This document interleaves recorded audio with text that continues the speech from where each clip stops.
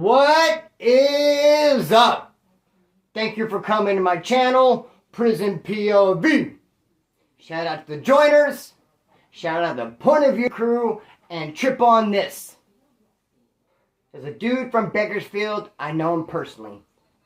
He has the most goofiest, silliest nickname you ever have heard.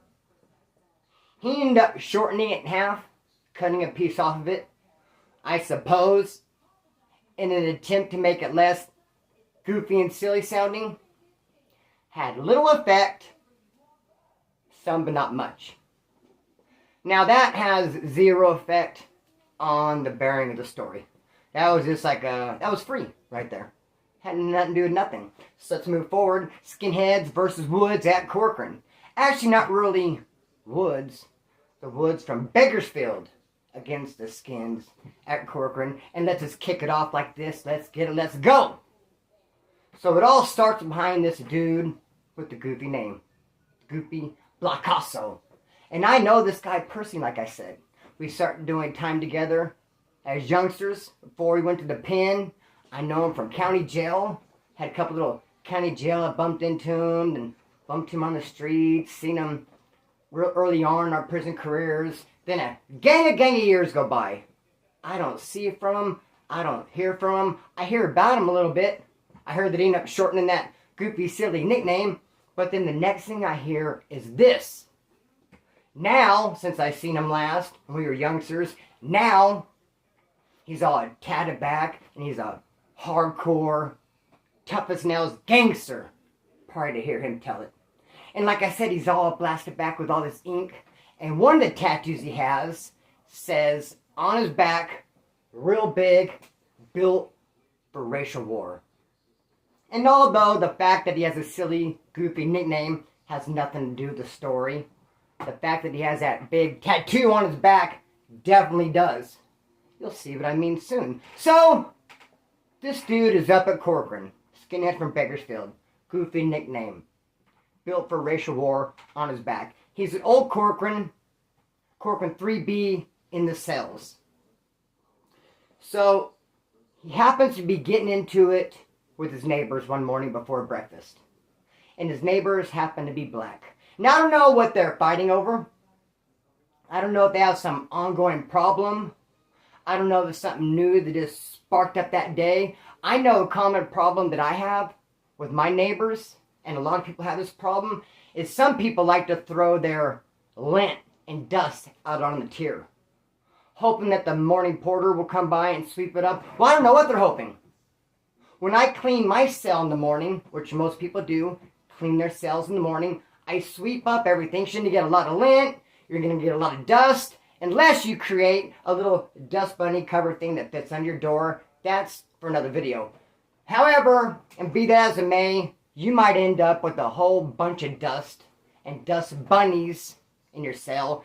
You're sweeping that stuff up. And if you're like me, you make a dustpan, put in a dustpan, throw it away. A lot of people, like I said, they'll just throw it right on the tier. And what will happen is it'll hit someone will walk by, it'll gust the wind, and it'll blow in your cell. I've had that happen where my neighbor will throw stuff out on the tier and just comes right back into my cell. So then you're like, what's up, fool? Even worse than that, though, let's take a little rabbit trail. You know I live here with my cousin, right? And across the street from us is her brother, also my cousin, I guess you could say. I don't officially claim either one of them. However, there he is across the street, and this fool, what he'll do is when the leaves fall, and he has a bunch of leaves on his front yard, he'll blow them. He'll get a blower and just blow them all in the street, blow them all in the gutter. I guess hoping the homeboy, the gutter cleaner guy comes by. I don't know what he's hoping, but I think, dude, it aggravates the hell to me, bro. Pick up your leaves, throw them away. Don't throw them out in the street, hoping the street sweeper will come by. Don't throw your stuff out on the tier, hoping the porter will come by and get it. So that's just one possibility of an argument, a problem they could have had. I don't know. I just know this skinhead with a goofy name from Bakersfield is having problems with the dudes that live next door to him in the cells. And like I said, they're black. And that becomes very important in a minute. Not to me, but to the story. So they get into this argument. Now, I don't really know the whole timing on this, how it takes place. So it really doesn't matter on the story. I haven't even got to the good part yet. So this next little, let's say this little 10 minutes that happens, we don't really know if, because a fight takes place. I don't know who swings first, though. I don't know if the dude from Bakersfield, the silly nickname, see, he don't fight. That's the problem. His silly does, though. And his silly happens to be a skinhead just like him. So I don't know if his silly took off on one of the neighbors, the black dudes, and ran in his cell. I don't know if the black neighbors living next to them ran into their cell. I don't know if it happened on the tier. I don't know if dude, the silly nickname, his celly, fought both of them or just one of them. I just know that a melee took place. A little one-on-one, some hands-on, some hands were slung, bro. They were slinging them right there on the tier or in the cell. And when I say they, I mean the dude celly and the neighbors, bro. Like I said, I don't know if it happened before breakfast. I don't know if they argued, went to breakfast and came back and got in that little brawl. Because you have a small little window when the cops come out and lock the door. And you come out of your cell, you go to breakfast, you come back. Those cell doors get locked again. So you have a small little window if you want to run into someone's cell and be combative or fight. Because the cops come by, unlock the doors, you go to breakfast, you come back, go in, boom, cells get locked. Somewhere in that unlock, somewhere in that breakfast time, skinhead from Bakersfield, his celly fought those dudes, bro. And he didn't get in on it. Even though he has a built for racial war on his back, his celly, his comrade, starts slinging them with the neighbors. Wouldn't matter what color they are, but it does make it worse if they're another race. I mean, if there's another white dude, or maybe even some Southsiders, it might not have been so bad. But bro, he picked like the worst adversary, homeboy, to not bust a grape with. You always have your cellies back, dog. No matter what, man. No matter what. He didn't, dude. He let his celly fight. And what makes it worse is he's the one who started it, apparently. The skinhead from Bakersfield, the one who started all the fight and all the argument and all the back and forth in the morning. He started it, and his celly finished it, and boom, now they're locked in their cells. And everyone's catching wind of it like, bro, what just happened? Did those two skins up there in the top tier end up getting into it with their neighbors? And they're like, well, no, like one of them did. The dude with the silly nickname didn't do shit. So everyone was tripping, everyone was starting to talk, everyone was starting to speculate, like what happened, and this is what happens. The skinhead from Bakersfield, built for racial war, and the silly nickname, made a kite. He made a kite. And he sent this kite from person to person to every white dude. Bro, he just sent this kite. It was a group kite for all eyes, everyone to read this. If you can't see this kite, you're going to get a verbal. He threw a word out there and he said, trip on this. Nobody go to school. Nobody go to work. Mandatory white meeting. Because I need to come out. I need to talk to the woodpile. I need to talk to the white boys and explain to them what happened. So nobody go to work.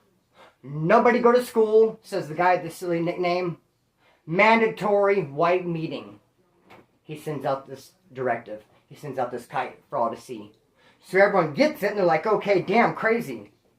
So the dudes up there, those two white boys, those skins that live together, end up getting into an altercation with their neighbors. From what we're hearing, the guy with the built for racial war on his back didn't even fight, only his celly did, we're hearing. And now, dude is calling a mandatory white meeting. He wants to explain himself. So everyone's all ears for that. They're all about it. Boy, they want an explanation. So guess what? No one goes to work. No one goes to school. And when the cops do the unlock and everybody comes out, they just don't go. They just don't go. But they all go to yard. They all go to morning yard, homeboy, for that white meeting. Everyone was there because no one went to work and no one went to school except the dude with the funny nickname and built for racial war on his back. He went to school, even though he told everybody else not to. And he called a mandatory white meeting because he left his comrade, his celly, hanging in a fight that he started. So, bro, he has some big-ass balls, homeboy. I don't even know what he was thinking. He goes to school, and when they notice he's not at the mandatory white meeting that he called, they're plotting, as you can imagine. Dude, the rest of the skinhead car wants to get him. A, because he already didn't have his homie's back. And now this stunt he's pulling with the mandatory meeting and no one go, and then he went. Dude, the skinheads they're going to get him. So he comes back. Case closed, no questions asked. But the Bakersfield would step up and say, no, check this out, you're not going to get our homeboy. And I've seen that happen several times. A lot of times, Bakersfield will ride for the homeboys, right, wrong, or indifferent. They're like, yeah, dude was in the wrong. He didn't have dude's back. He was in the wrong. He called this meeting and did. We don't know all the details. What we do know is you're not pushing up on our homeboy. And it was almost a skinhead versus wood riot. Skinhead versus Bakersfield wood riot. Because the Bakersfield wood pile would not let them push up on dude. Wouldn't let it happen, bro. Saved his ass. Even though he probably deserved it. And from there, I don't know what happened. He probably started kicking it with Bakersfield from then on out. And not the skinheads. But the same thing happened with my homeboy Tony, dog. What do you guys know about Tony? Now, the crazy thing about Tony is Tony doesn't have a block cost, so he doesn't have a nickname, but he has 2 regular names. He's like Tony, and he's like Mike. I can't remember the other name. She'll say, hey, you know Tony? And people will be like, oh, you mean Mike? Or like, hey, you know Mike? And people will be like, well, you mean Tony? I know him as Tony. He also was at Corcoran. Not old Corcoran, not 3B in the sales, where that story just took place I told, but G&F yard. Soft, wah, wah, wah, wah. Soft as cotton, dude. Probably one of the softest yards. It's like when they first started making soft yards, that was like the first softest yard. Like, here you go, try this out. You want a soft yard? Here you go. Bro, that's when they first started doing interracial bunking and where the system kind of started falling apart. Right there, Corcoran, G&F yard, and that's where Tony's at. And he's in a situation where all the inmates are getting together and they are going to do a protest against the cops. They're either mad about the food, they're mad about not getting mail on time, they're mad about something, homeboy, and when the inmates all get together, all races, they're heated, homeboy, the cops done pissed them off, dude, they'll fight back. They'll fight back, they'll have sit-downs, they won't eat, they won't work, and they'll just use their numbers against the system. So all the inmates got together, they're mad about something, they said, no one go to school, no one go to work. But if you don't go to school and you don't go to work, you'll lose time. You'll either get a write-up and lose time that way, or you'll lose time because now you're no longer earning your day-to-day, however that goes. You work. As you work, time comes off your sentence, homeboy. So Tony, Mike, however you know him, is like, screw that, bro. I am not going to miss school/work and lose time. Especially, he's like only a month at the house. It's not so bad losing time if you're 2-3 years at the house. You're not even going to notice. You lose a week and you're 2 years at the house, who cares? But try losing 3 or 4 days, bro, when you're a month at the house. He's like, hell to no. I'm not losing no 3 or 4 days for nobody. I'm going to school and I'm going to get my time knocked off my sentence and go home on my brother. Estimated release date. That's what I'm going to do. And let me just add this. A lot of the homeboys that I know, I have a lot of homeboys that I know that went to prison from Bakersfield. Dude, you get some of these homeboys that go in there gun-ho. They go in there putting in work. They lose time. They want to make a name for themselves. They want to make the city shine. They want to make themselves shine. And you have some homeboys that just go in there just to do their time. They don't care about putting in work. They don't care about making the city shine. They don't care about making their name or both their names sound good. They just want to get in there and then get out. And that's how Tony/Mike, that was his deal. He's not going to go there, excuse me, pardon me. He's not going to go in there and lose any time for anybody. So his ass went ahead and went to school, dude. And while he was gone, guess what? They're plotting on him. That's a bad position to be in. Gone. Now everyone's talking about you and they're plotting. And when he came back, as soon as he came walking back in the dorm, someone walked up and rushed, came from way back and whoom, swung at him, dude. He's getting removed. He's out of here for not riding the car. But when someone came to swing at him, Tony/Mike saw it, and he ducked, bro. Homie, he ducked, bro. And the only thing that saved his ass is everyone started laughing. Everyone started laughing, bro. And they're like, damn, did you see him duck? And now his nickname, okay, hey, I told a little fib at the beginning of the video. When I said Tony/Mike didn't have a nickname, yes he did. And his nickname was Duck. That's what they start calling him. Bro, I mentioned before,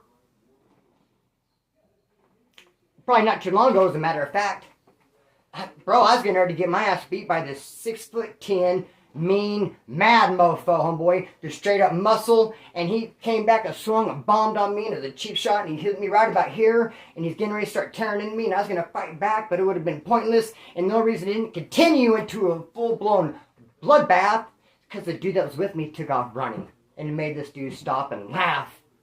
Like, what in the heck? I'm not even attacking you and you're running. Splinter's getting attacked and he's not running. So just like Duck, homeboy, they're getting ready to tear into him. But when he ducked, everyone laughed. Now, hey, let's flip the script a little bit. We saw a couple people. Well, we saw the first guy at least anyway. Right? The first guy that I'm talking about with a silly nickname. He rode the skinheads and then Bakersfield had to come save his ass from the skinheads. Well, how about this guy that was in trouble with Bakersfield already and he wanted the skinheads to save his ass? A little flip-flop. There's this peckerwood named Q-Tip. He went on a robbery. Him and his crimey got caught. Or he got caught. He told his crimey, hey, the cops are here. Come out of the bushes. And there was a cuete involved. And Q-Tip pushed off on dude. And he told and became evidence, state's evidence. And he just got all the way out of it. Because he blamed it all on the other dude. He had nothing to do with it. Even though it was mostly Q-Tip's lick. His idea, his cuete, bro, he snitched, got out of all of it, put off on dude. If you do something like that, stay out of jail, don't come back. In fact, just move far away. But no, Q-Tip, no, he thought he could still hang out and play around and get lost up in the mix because he came back to prison. And everyone knew how dirty he did his criming. Everyone knew that he told, but he thought, you know what? I won't come back as a wood. I'll come back with a skinhead. I'll come back as a skinhead. So he shaved those curly locks. That's how he got the nickname Q-Tip in the first place. Shaved them off. Now he has a bald head. And now he's a skinhead, he's telling everybody. Because when Bakersfield boys start pushing up on him, what's up with you, fool? We heard what you did. To your crimey, how you snitched him out. He went over to the skinheads. His comrades like, I don't know what they're talking about. Have my back, skinheads. And the skinheads did at first push back and say, no, you're not going to push up on our comrade. We don't know anything about what you're talking about with some robbery and some crime and some cuete. We don't know anything about it. We just know we're going to have our comrades back. But the truth always comes out, dude. And he ended up getting in double trouble because then, you know what happens. The truth came out and he just got mollywopski out on a stretcher. Apparently from how, from my point of view, my vantage point, yeah, that was a stretcher. And yeah, he was on it. So, dude, the truth is going to come out. You can't hide behind nobody. It is what it is. It can be what it's not. Have your Shelly's back. Never run. Have that heart. I'm going live in just a tad. And I told you guys, like I said, the YouTube is my job. Due to being that feels unemployable out there. I'm down with the applications, done with the resumes. I'm waking up every morning. I got my coffee, put my work clothes on, write some notes, push record. Hello, I'm a YouTuber / streamer, nice to meet you. Splinter from Bakersfield. Cut the stream, let it fly. Peace.